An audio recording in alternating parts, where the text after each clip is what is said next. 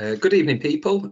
Welcome to this energy awareness workshop delivered by National House Project and Care Leavers National Movement. I'm here today, Sam Ankers, a practice lead from NHP, and I'm joined by Luke Fox, one of our business administrators at NHP, and we're going to be delivering this workshop today.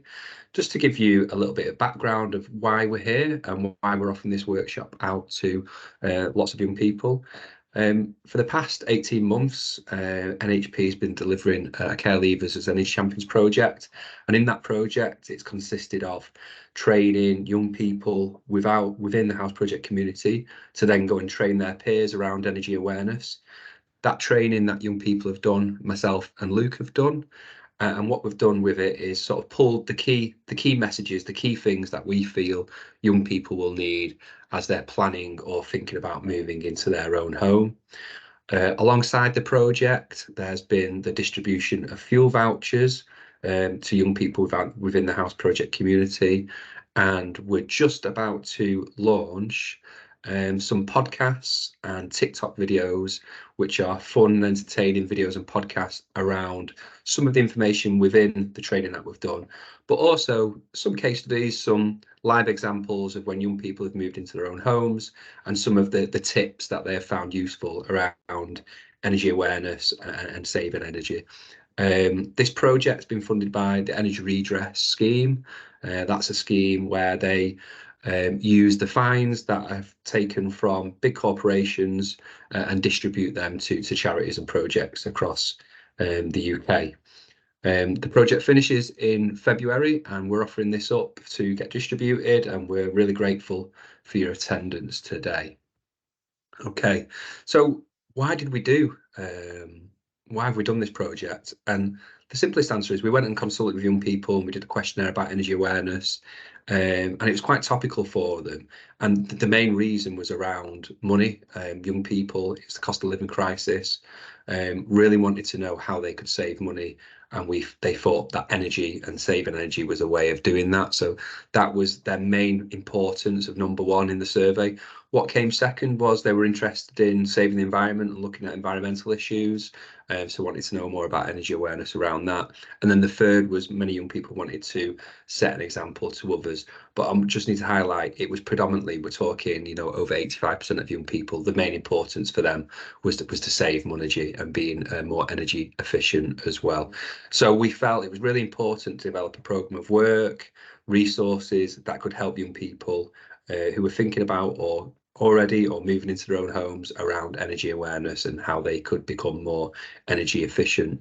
And this talk today talks a little bit around that. We will be sharing some tips at the end around energy awareness and energy tips that young people have sent in to us, and ones that have actually worked for them and saved them money over the year. Okay, I'm going to pass on to Luke. What we'll be doing throughout this workshop is interchanging in each subject between Luke and I. And the first subject Luke's going to go over is ideal home temperatures. Hey everyone, as Sam said earlier, I'm Luke. So we're going to go over kind of what's too hot and what's too cold, basically, to keep your property at. So both the government and the World Health Organization say that for a typical adult with no health issues, the minimum that you want to keep your house at is 18 degrees, with that going up to 20 to 21 for those who are more vulnerable, like children, elderly, and people who are genuinely unwell. Personally, I prefer mine a little bit on the cooler side, and it's not just because I don't have to put on the heating to keep the costs down. But yeah, as long as it doesn't get too cold and I don't get on well, there shouldn't really be an issue, though it's never really under like 17 degrees anyway. So it is still kind of hitting that 18 to 21 sweet spot. Every house has a thermostat. They'll all be, there's a good chance all of them will be different, but all houses should have one. And it's basically what controls the temperature of your home, and usually allows you to set it at certain temperatures, whereas a thermometer is what you use to check your temperatures. If the temperature in your property goes below, say, 9 degrees, you run the risk of getting hypothermia. because your body's too cold for your organs to work properly. Below 12, and you run the risk of strokes and heart attacks as your heart tries to keep your body warm, and because of that, your heart's under strain. Your blood vessels can tighten and your blood can thicken due to the cold. All three of which can cause heart attacks. Below 16, diseases thrive at this temperature, so you'll have an increased chance of respiratory diseases. Can never quite say that word properly. Below 18 degrees is just kind of like a small discomfort for those who don't usually like the cold, and some small health risks. Anything above 21, and it's again just small discomfort. Anything above 24, and you risk strokes and heart attacks as your body works harder to try and stay at the right temperature, which again causes strain on your heart and lungs. Those at risk, it'll be slightly different. Like the temperatures will vary if you've got if you have risks, basically. Like I imagine if you've got like asthma and things like that, it will differ. But yeah, sticking within the kind of 18 to 21 sweet spot, and you're pretty much golden. Cheers, Luke. Just to talk about the thermostat as well. Usually it's stuck to a wall and it's got like a little bit of a dial with the temperature on that. Sometimes people have one where they can move it around the house, which is really useful if you just wanted a certain room to be a certain temperature, especially if you're just working from one room. What you need to avoid is not having that thermostat in direct sunlight, because that'll feel it's being too warm, and then it's obviously not going to kick in the heating for your house. So what they say is that it's not in direct sunlight and it's not above radiators as well. Great. But yeah, usually if you can stick between that 18 to 21, what I would say to some people is, if you've got it at 21, turn it down a degree to 20. If you still feel comfortable, that's great. Knock it down again and see where your tolerance is, because for each degree that you go down, it could be an average annual savings of £100 per year as well on your heating bills. Okay, I'm going to talk a little bit about heat loss in your home and why is this important, because the more heat you lose, the more often you're going to have to heat your home. So it is quite important. As you can see in that diagram there on the PowerPoint presentation, we lose a huge amount of heat through the house, and that is normal. All houses are leaky. It's actually not great if you've got an airtight house, because you need some ventilation within a house as well. However, there is things you can do to reduce some of that ventilation. So as you can see here, we've got 15% of heat's lost through the floors, 35% through the walls of your house, 25% through the roofs, 10% through the windows, and you've got 15% that you lose through drafts. Usually, if you're a private tenant, there's not much you can do around maybe doing cavity wall insulation or changing the windows or loft installation. But what you can do is you can probably look at that 15% of drafts and how you can sort of reduce that amount as well. So drafts is the gaps around windows and doors. And during this, it's very, very cold today, but in very, very cold days, if you stand near your front door, you might be able to feel drafts on the bottom of your feet. And that's heat, really. That's getting sucked out of there, and you're sort of losing that, and the cold's coming in as well. So if you can do something around that and changing that, you can save some money on your energy bill as well. It's called draft proofing. So any gaps and cracks around windows and doors can be rectified with draft proofing. That image there is just one form of draft proofing. So otherwise you get foam rollers that you can put in windows. But this is a brush that you screw in at the bottom of your door, and it pushes in and it stops that heat sort of escaping. And then it stops the cold air coming in as well to create a bit of a barrier in your home. It can make a huge difference.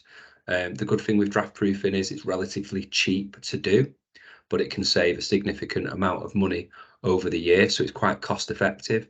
You get your money back within a year of doing draft proofing within your home as well. So it's something that we would recommend you checking out in your home and updating if you needed to do it as well.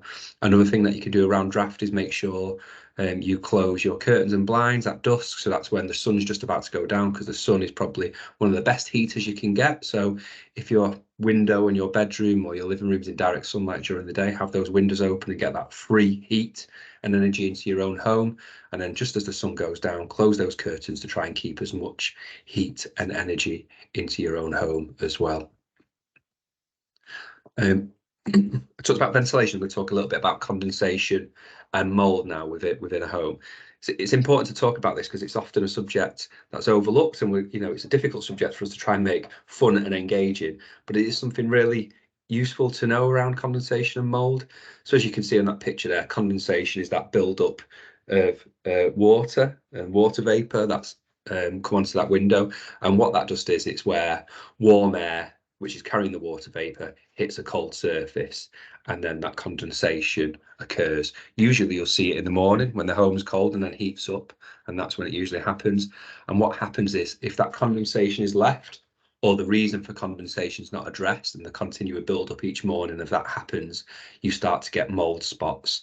And that's what you can see beneath the condensation there on that window frame. Those black dots are the mold spots. And the issues with mold spots is that they can be quite harmful to your health. They can cause quite a lot of respiratory problems as well. So it is worth rectifying and not leaving that to sort of develop and get worse. You can also find mold and condensation dampness in your cold areas of your house, behind furniture that's not moved, so you're not be able to get ventilated as well. So it is always worth keeping an eye out and rectifying the issue. So immediately what we would say is, with any condensation dampness, is wipe it straight away. So get a cloth and wipe the water away, so you're stopping that mold developing.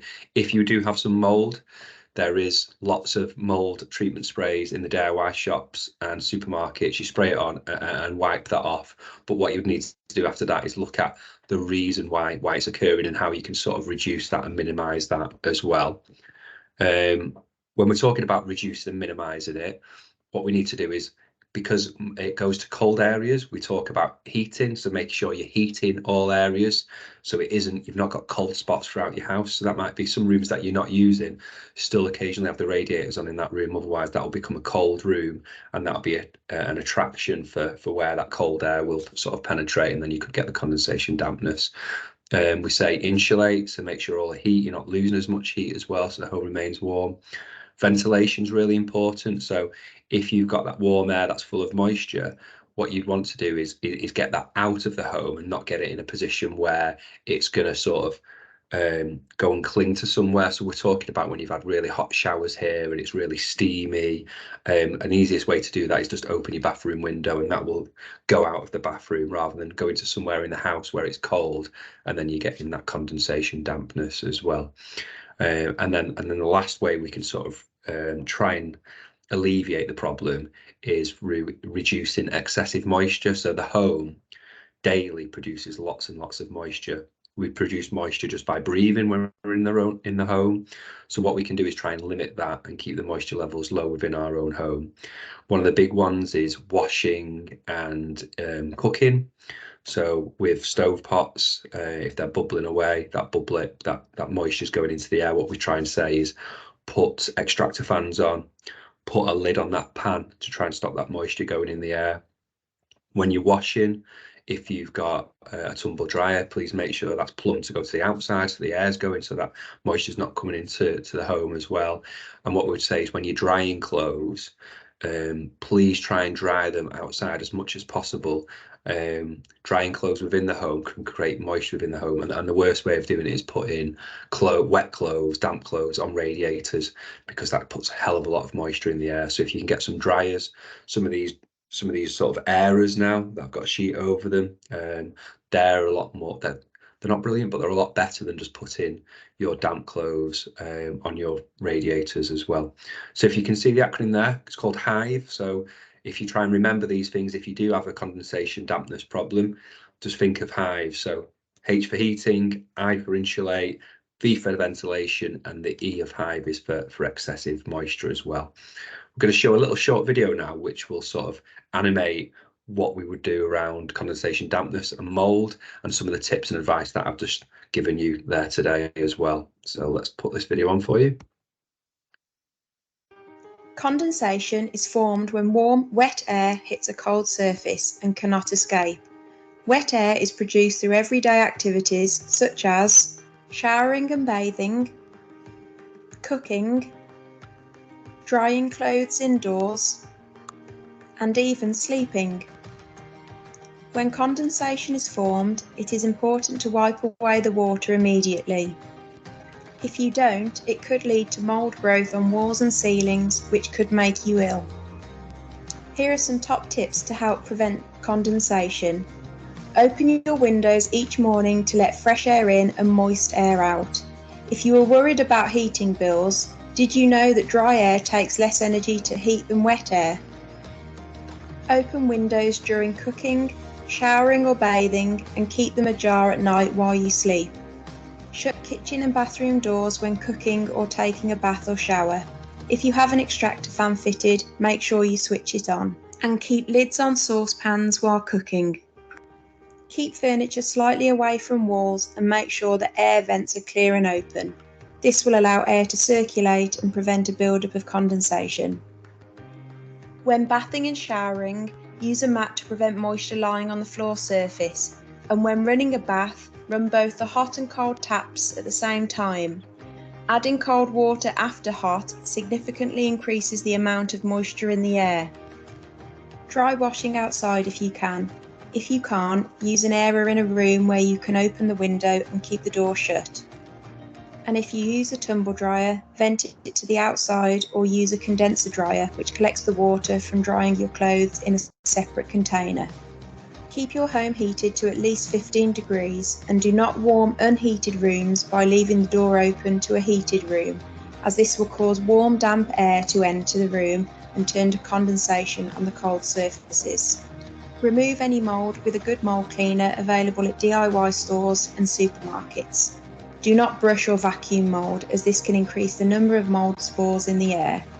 When you are decorating, use a mould-resistant paint.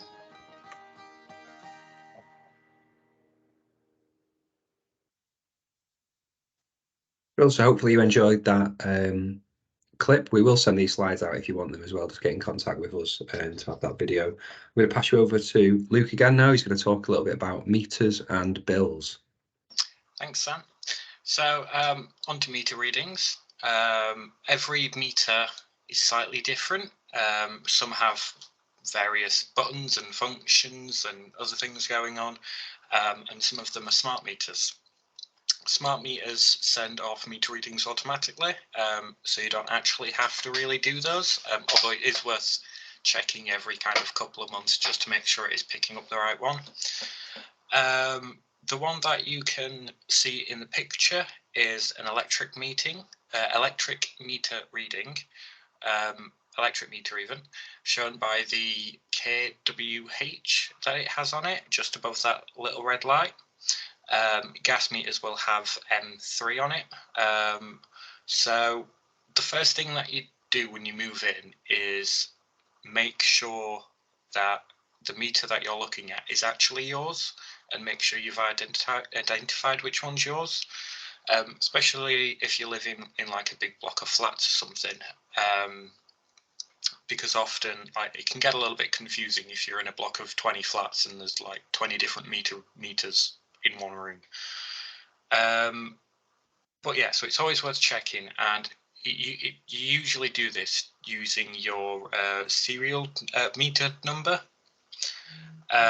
which is on the meter just below the barcode on this one, and it will also be on a bill or something that you get from the from your supplier.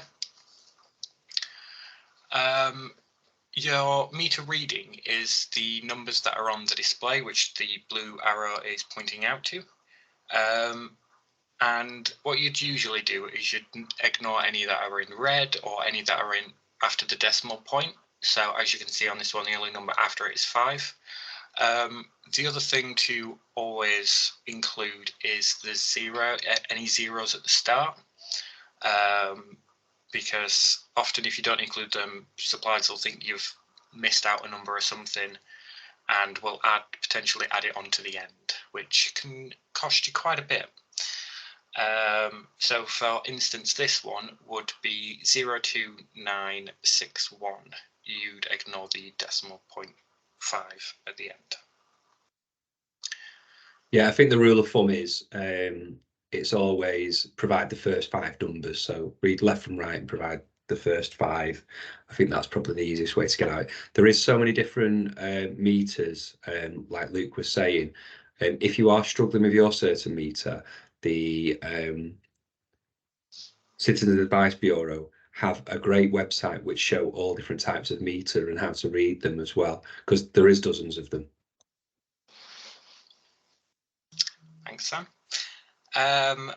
So this meter is a gas meter, as you can see from the M3, like I mentioned earlier.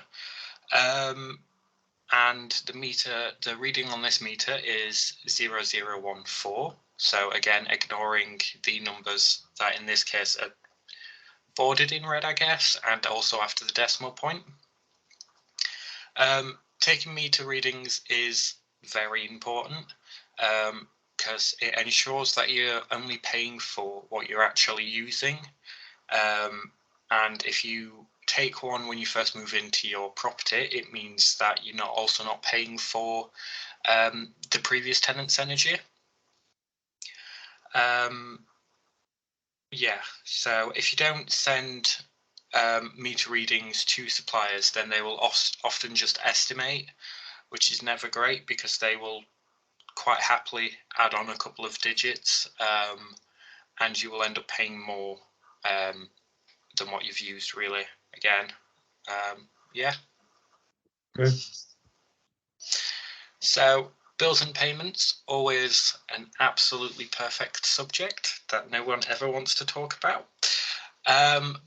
But yeah, so with both your gas and your electric, you don't always pay, you always pay a standing charge even.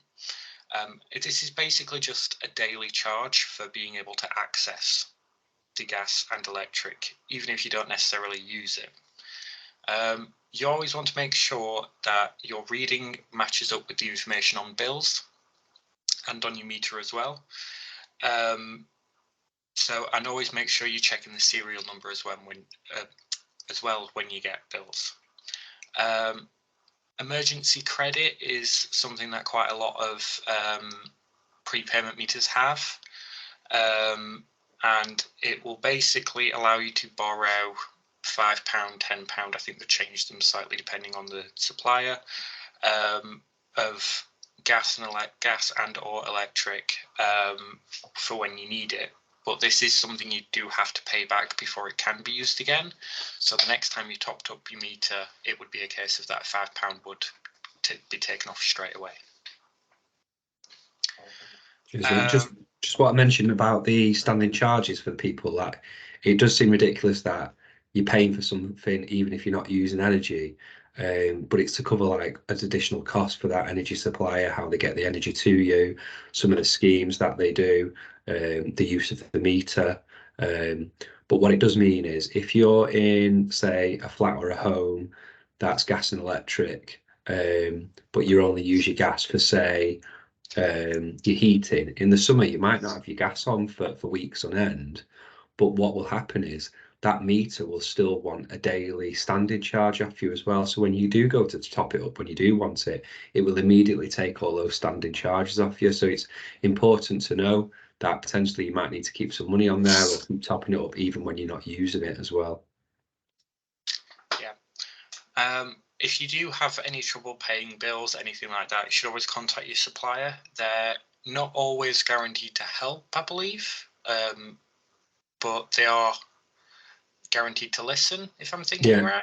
The duty bound to listen. Yeah. So, doesn't mean they will offer support, but they are duty bound to listen. But they'll want you to figure out some way of how they can sort of sort out that bill. So some of them do have sub schemes, some are understanding, but any energy advisors, first port of call would be, say, if you're struggling, let your supplier know. Yeah. A bit of a real world example, I guess, on bills and payments. And how you can be overcharged for things. So my flat is entirely electric, which is 3 to 4 times more expensive, I believe, off the top of my head, than gas is. So that's another thing to always keep in mind if you move in. Always check kind of, is it gas? I mean, is it just electric or is it both gas and electric? Because one of them will be cheaper than the other. So I've lived here for about 2.5 3 years, give or take, a couple of months. And for a fairly long time, I had absolutely no idea how to access my meter because it was in a cupboard that I didn't have the code to.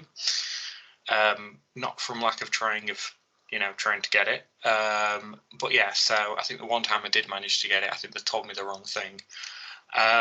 But yeah, so it's now been sorted. I'm now on I've got a smart meter and everything fitted in, so I don't have to do all of the meter readings and stuff. But about 6, 7, maybe 8 months after I moved in, someone had left the cupboard open. And so I managed to, run in, take a meter reading, and then submit it onto my account. I then got credited for 250 quid. So in the space of that kind of short half a year-ish that I'd lived in there, I'd overpaid by 250 quid, which is it's a large amount. But yeah, so it's kind of, like I said, a bit of a real world example about why you should always, check your meters, submit your meter readings, and do all of that.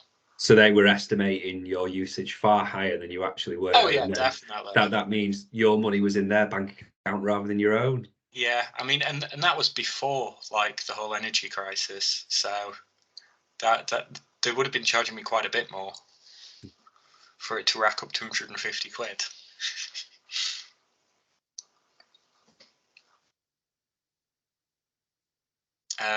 Yeah, so a bit around kind of saving energy and saving money. So we're currently paying the most for this that we've ever paid for energy presently. I mean, it's gone down a little bit around this time of year, but it's still a lot more compared to other years.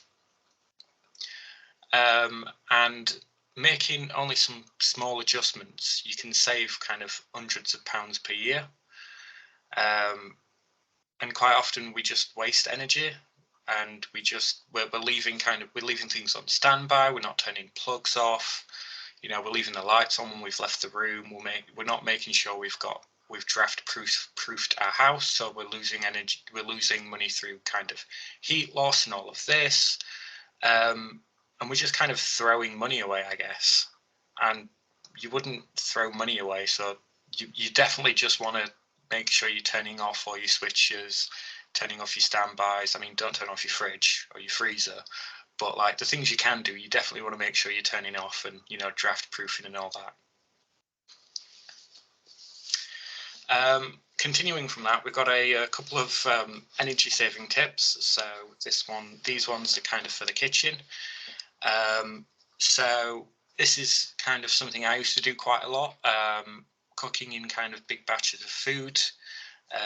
It's definitely a lot more energy efficient kind of actually cooking wise, because you're only turning your oven on kind of once, maybe twice, instead of having it on multiple times throughout the week. And if you can do things in kind of big batches, or do multiple different things at the same time, instead of putting in your chips and then putting in your chicken nuggets after your chips are cooked or whatever, it's definitely going to help. It also helps on kind of just saving money generally, because you find you go into the shop less to buy little bits and bobs for things you might need to make meals and stuff, because you've already done it maybe on Saturday or a Sunday. Only boiling water in the kettle for what you actually need. So if you're only making a drink in the morning before you go to work, whatever, there's not much point filling up the entire kettle and waiting for the whole thing to boil if you only need realistically what's going to go in your cup for that morning. Keeping lids on pans. So again, it helps with kind of mold protection and that sort of thing. But it also helps speed up cooking times. So because less heat is escaping, it actually helps speed up the cooking of your food, which again means you're using less energy, and it means you're saving money. Keeping the oven door shut as well, similar kind of theory similar as the pans, keeping lids on pans. Again, it less heat escapes, less energy escapes, and things just cook quicker. Washing clothes at 30 degrees. this day and age, there's not many anyway, clothes that need to be washed at higher than 30 degrees. There's not many kind of washing tablets, detergents, whatever, that needs to be used at higher than 30 degrees. So there's not much point putting anything above 30 degrees, and having it at 30 degrees will save you money because you're not using that extra energy to heat things up. Washing full loads, not half loads, definitely saves you money, because you're not doing 2 loads when you could just do 1, really. So there's not much point in, filling it halfway and then the next day doing another half. You might as well just wait and do both halves at the same time and do 1 load. Using kind of a washing line to dry clothes instead of tumble dryers, always a good call if you can anyway. I know not everywhere has kind of washing lines and things like that, but will definitely help. Tumble dryers use a lot of energy to kind of, spin and dry clothes, especially if you put in any bit of kind of heat on it as well. That'll again cost more energy to dry your clothes. Yeah, they're one of the biggest users of energy within the family home, tumble dryers. Anything with a heating element uses a lot of energy. So heating element in tumble dryer, in a electric shower, and in a hairdryer, they're huge users of energy. So anything you can do to limit the use of them will save you money. Yeah. When you're washing your pots, wash the least dirtiest first, because then your water's not getting filthy with pasta, tomato sauce, whatever you've had that day. Just wash the least dirty first, because then you're not having to change your water out as quick. You can basically you'll be able to do most of it in one load of water rather than having to use 2, because you're throwing in your spaghetti bolognese first, and now you need to change it out, otherwise you're going to end up with bits of pasta stuck inside of a glass or whatever. And the last thing for kitchens, kind of energy fryers can be pretty economical. They'll still use quite a bit of energy, I imagine, to heat up, but they don't use as much as, say, an oven or your hob and things like that. So yeah, if you can use an air fryer, use it. You might as well save that extra bit of money. Yeah, and that, there's a big thing about air fryers, isn't there? Like, everyone's got jumping on it. Let's get one, and I've got one myself as well, and it does do great crispy stuff. It is predominantly just a smaller oven, so cooking times are a lot quicker. It heats up a lot quicker.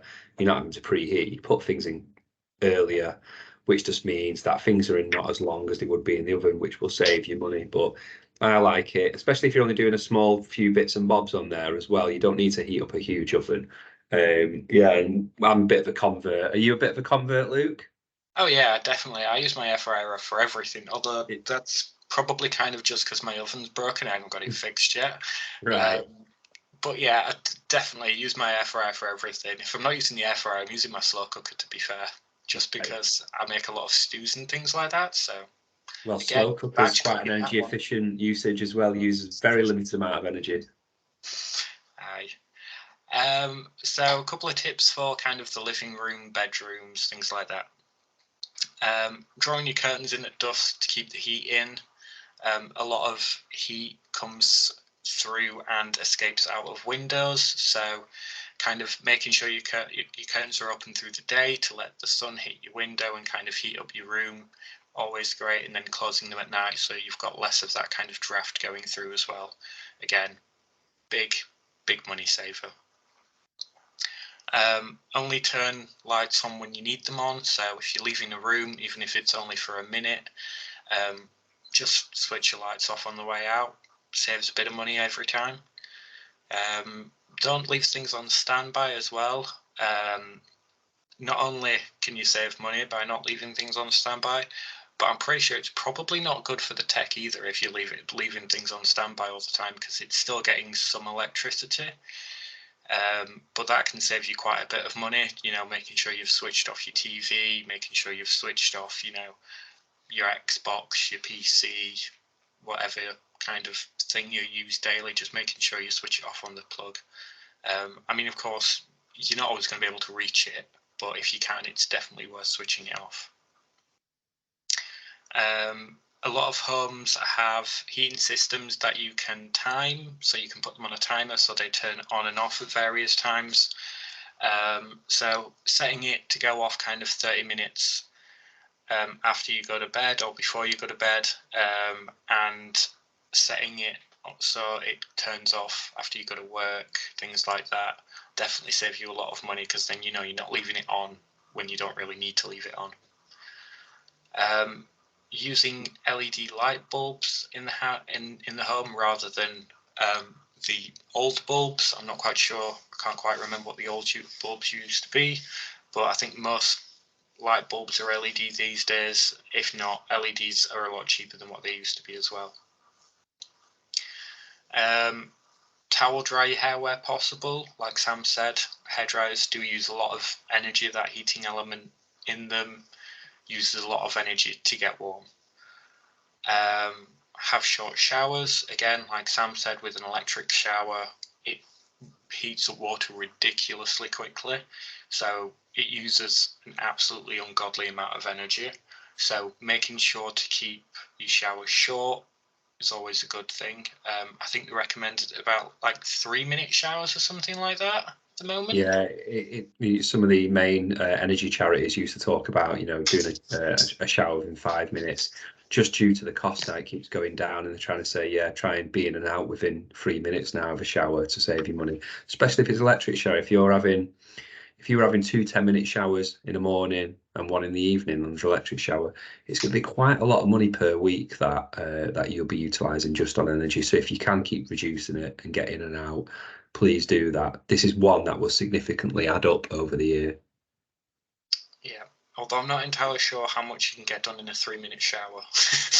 I imagine if you've got really long hair, that's not going to help much. Always making sure you're closing kind of your internal doors, so your bedroom door, living room doors, kitchen doors, things like that.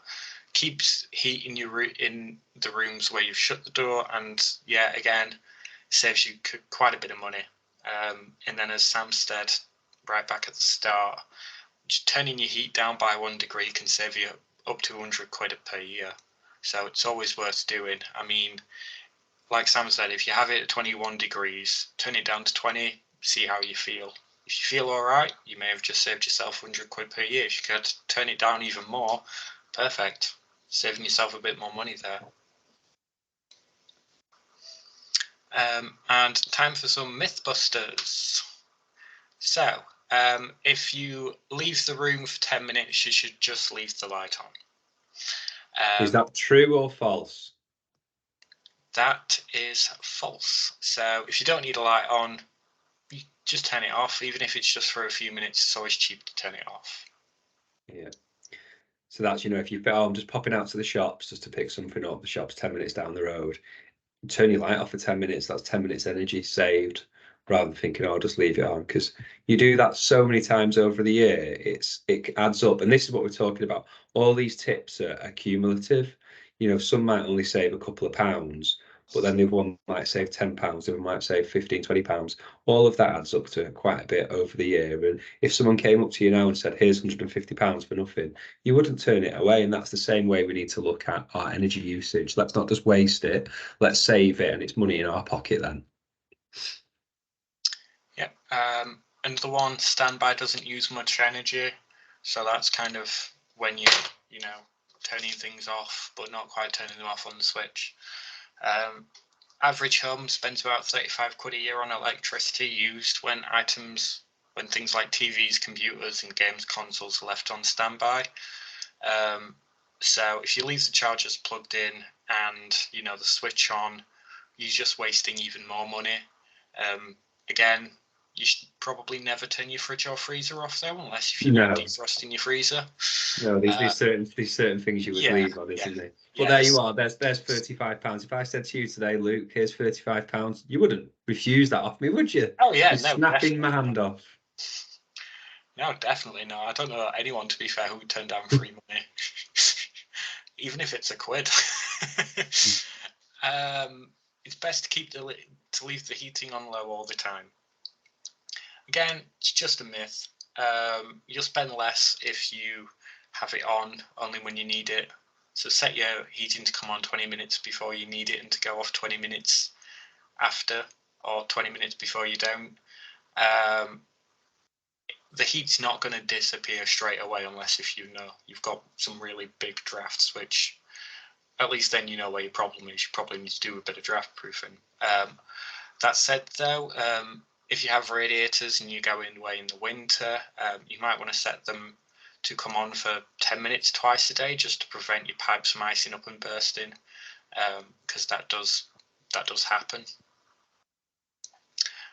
Half loads use half energy, so this is kind of washing machines and kind of washing clothes and things like that.